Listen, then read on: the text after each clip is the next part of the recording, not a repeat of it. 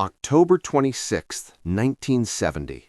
Muhammad Ali returned to boxing after 3.5 years in exile, banned for refusing to go to Vietnam. His opponent that night was Quarry, a tough Irish-American fighter from California. Ali destroyed Quarry in 3 rounds, cutting his face so badly the referee had to stop the fight. 26 years later, when Ali's kidneys were failing and he needed a transplant to survive, the man who stepped forward to donate one of his kidneys was Quarry, the opponent whose face Ali had destroyed.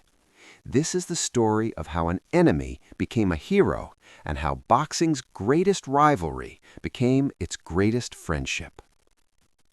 Let's start in 1970, because you can't understand what Quarry did in 1996 without understanding what Ali did to him in 1970. Muhammad Ali had been stripped of his heavyweight title in 1967 for refusing induction into the U.S. Army. For 3.5 years, he couldn't fight. He couldn't make a living. The government took his passport, his license, his livelihood. But by 1970, public opinion was shifting. The Vietnam War was becoming increasingly unpopular. Ali's stance looked less like cowardice and more like courage. Finally, the state of Georgia, one of the few states that would license Ali to fight, approved his return. The date was set, October 26, 1970, in Atlanta. His opponent would be Quarry. Quarry was a legitimate contender. He'd fought for the heavyweight title twice, losing close decisions both times. He was tough, skilled, and hungry. But more importantly, Quarry was white, and in 1970 America, that meant something. The fight was marketed as a cultural statement. Ali, the black activist who'd refused to fight in Vietnam, versus Quarry, the white fighter who represented traditional American values. It was more than boxing. It was politics, race, and the culture war of the Vietnam era, all rolled into one fight. Quarry didn't want that burden. In interviews before the fight, he said, "I'm not fighting Muhammad Ali because he's black or because of his politics. I'm fighting him because he's a great fighter, and beating him would make my career. That's it." But the narrative was already written. Whether Quarry wanted it or not, he was being positioned as the man who would punish Ali for his anti-war stance. The fight itself was brutal and one-sided. Ali was rusty from 3.5 years away, but he was still Muhammad Ali. Quarry came out aggressive, trying to pressure Ali, but Ali's speed and precision were overwhelming. In the 3rd round, Ali opened a massive cut over Quarry's left eye. Blood poured down Quarry's face. The cut was so bad you could see white bone underneath. The ring doctor examined it and told the referee to stop the fight. Quarry protested. He wanted to continue, but the doctor was adamant. The fight was over. TKO, round 3, Muhammad Ali. The image of Quarry's face covered in blood became iconic. It was on the cover of sports magazines. It represented Ali's triumphant return, and it represented Quarry as the man who'd been sacrificed for that return. Quarry was devastated, not just because he'd lost, but because of how he'd lost. The cut was so severe it took 150 stitches to close. His face would never be the same. Every time he looked in the mirror, he'd see the scar Ali had given him. In the locker room after the fight, Ali came to see Quarry. This wasn't uncommon. Ali often visited opponents after fights, especially if they'd been hurt. But what Ali said to Quarry that night was unusual. "I'm sorry about your face," Ali said.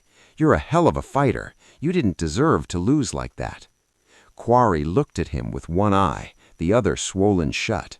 "You did what you had to do. That's boxing." "No hard feelings?" Ali asked.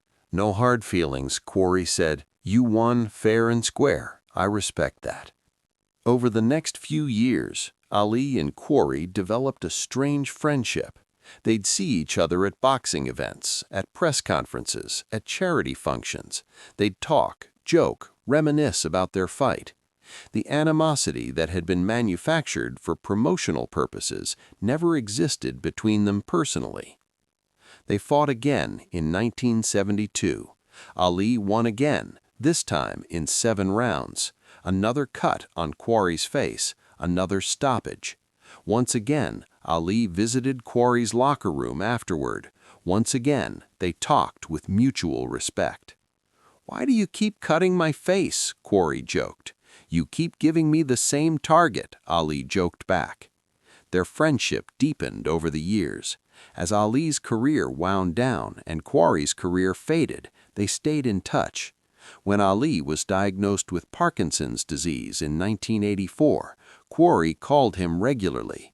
When Quarry started showing signs of pugilistic dementia, brain damage from too many fights, Ali reached out to support him. By the mid-1990s, both men were suffering from the long-term effects of boxing. Ali's Parkinson's was progressing, his movement was limited, his speech slurred, his hands trembled constantly. Quarry's dementia was even worse. His memory was failing, his coordination was gone, he needed constant care. Then, in 1996, Ali's condition took a dangerous turn.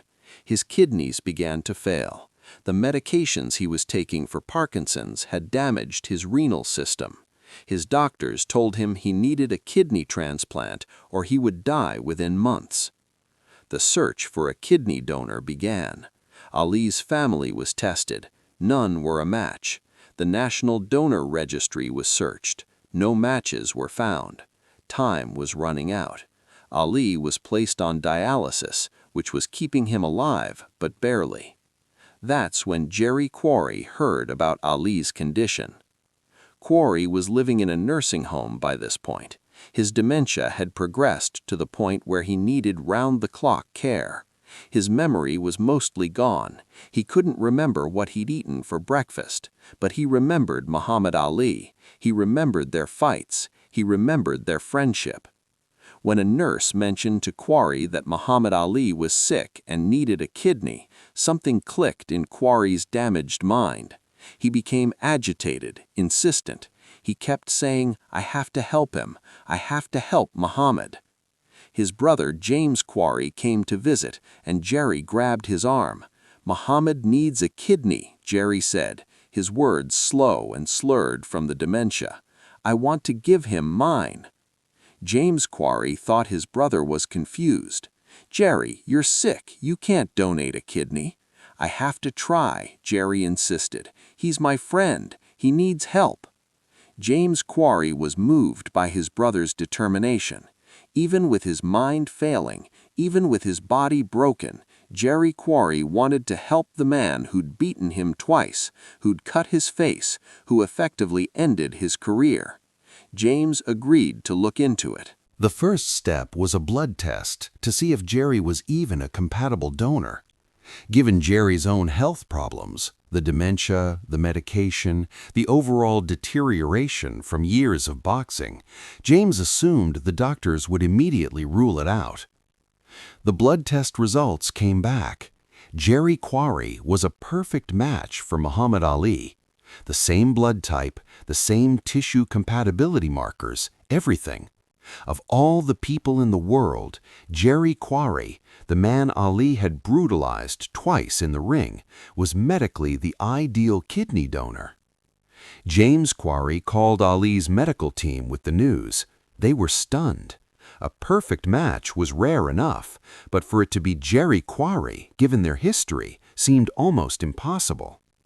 The next step was a full medical evaluation of Jerry to determine if he was healthy enough to donate. This is where the story took a heartbreaking turn. The doctors examined Jerry Quarry thoroughly. His kidneys were functioning well, in fact, better than they should have been given his overall health. One of his kidneys could absolutely save Ali's life, but Jerry himself was not healthy enough to survive the donation surgery. The dementia had caused complications throughout his body. His heart was weak, his lungs had limited capacity, his liver function was compromised. The stress of major surgery, the doctors concluded, would likely kill him. If we take his kidney, we'd be saving Muhammad Ali, but killing Jerry Quarry, the lead surgeon told James Quarry. I can't in good conscience perform that surgery. James had the difficult task of telling his brother. Jerry was in his nursing home room, lucid enough to understand. Muhammad needs it, Jerry said. Take it. Jerry, the surgery would kill you, James explained. The doctors say you wouldn't survive it. Jerry was quiet for a long moment. Then he said something that everyone present would remember. I'm already dying. At least this way my death would mean something. I could save Muhammad Ali. That's worth dying for.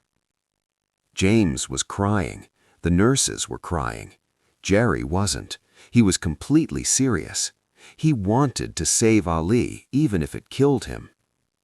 James Quarry called Ali's team and explained the situation. Ali, despite his Parkinson's making communication difficult, wanted to talk to Jerry. A phone call was arranged. Neither man could speak clearly, Ali because of Parkinson's, Jerry because of dementia, but they understood each other. Ali thanked Jerry for trying. Jerry apologized for not being healthy enough to help. They both cried. The conversation lasted less than 5 minutes, but the people present said it was one of the most emotional things they'd ever witnessed. Two broken warriors, both victims of the sport they'd loved, trying to help each other, even as their bodies failed them. Fortunately, Ali's story had a better ending than it might have. A few weeks later, an anonymous donor came forward. The transplant was successful. Ali survived, though his Parkinson's continued to progress. Jerry Quarry died on January 3, 1999, at the age of 53 from complications of his dementia. He never fully recovered from the disappointment of not being able to help Ali. Muhammad Ali attended Jerry Quarry's funeral. By then, Ali's Parkinson's was so advanced that he couldn't speak and needed help walking, but he insisted on being there. He sat in the front row, tears running down his face throughout the service. After the funeral, James Quarry approached Ali. They hadn't seen each other since the failed kidney donation attempt 3 years earlier. James told Ali something he thought Ali should know. Jerry talked about you every day after that phone call, James said. Even as his memory got worse, even when he couldn't remember his own children's names, he remembered you. He remembered wanting to help you. It was the last thing that made him happy, the thought that he might save your life. Ali couldn't respond verbally, but his face showed everything. He grabbed James's hand and held it, and both men wept. The story of Jerry Quarry trying to donate his kidney to Muhammad Ali remained mostly private for years. The families kept it quiet out of respect for both men. But after Ali's death in 2016, James Quarry finally told the full story in an interview. People remember Jerry as the guy Ali beat twice, the guy whose face got cut up, James said. But Jerry was so much more than that. He was a man who wanted to give his life to save his friend. That's who my brother really was. The boxing world was stunned by the revelation. Here was Jerry Quarry, a man who had every reason to resent Ali. Ali had beaten him twice, had scarred his face permanently, had essentially ended his career. Yet when Ali needed help, Quarry didn't hesitate. He was willing to die to save the man who'd destroyed him in the ring. Sports writers called it the most beautiful story in boxing history, a rivalry transformed into friendship, an opponent transformed into a would-be savior. It represented everything good that sports can be, the way competition can create respect, how enemies can become brothers, how the bonds formed in battle can transcend everything that came before. Medical ethicists studied the case as an example of the complexities of organ donation. Should Quarry have been allowed to donate even though it would kill him? Was James right to refuse permission? If someone is terminal anyway, should they be allowed to choose to die saving someone else? But the deepest truth of the story is simpler than any ethical debate. Jerry Quarry loved Muhammad Ali, not as an opponent, not as a rival, but as a friend. And when you love someone, you're willing to give everything to save them. The irony is profound. Ali destroyed Quarry's face in 1970, effectively ending his career and marking him for life. Yet Quarry held no grudge. When Ali needed help, Quarry offered everything he had, literally his own life, to save him. That's not just friendship. That's grace. That's forgiveness. That's love. In 2018, the International Boxing Hall of Fame added a special exhibit about Ali and Quarry. The centerpiece is a photograph of them together at a boxing event in the 1980s, both already showing the effects of the sport that would eventually destroy them. They're smiling, arms around each other's shoulders. The caption reads, "From opponents to friends to brothers." Next to the photograph is a letter Jerry Quarry wrote to Ali in 1997, a year after the kidney donation attempt. The dementia made his handwriting shaky and his words simple, but the message was clear. "Dear Muhammad, I'm sorry I couldn't help you. You were my friend.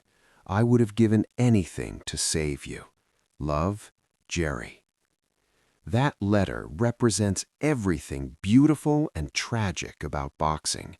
Two men who destroyed each other in the ring, who sacrificed their health for glory, who ended up broken by the sport they loved, yet still loved each other enough that one would die for the other. If this story moves you, remember this. True friendship isn't formed in comfort. It's forged in battle, tested in suffering, and proven in sacrifice. Muhammad Ali and Jerry Quarry were warriors who became brothers, and when one brother needed help, the other offered his life without hesitation. That's the real championship, not the titles, not the victories, not the glory. It's the willingness to give everything for someone else. Jerry Quarry never won a heavyweight title, but in the end, he showed more courage than any champion, the courage to offer his life for his friend. That's the greatest fight Jerry Quarry never got to have, and it's the most beautiful story boxing has ever told.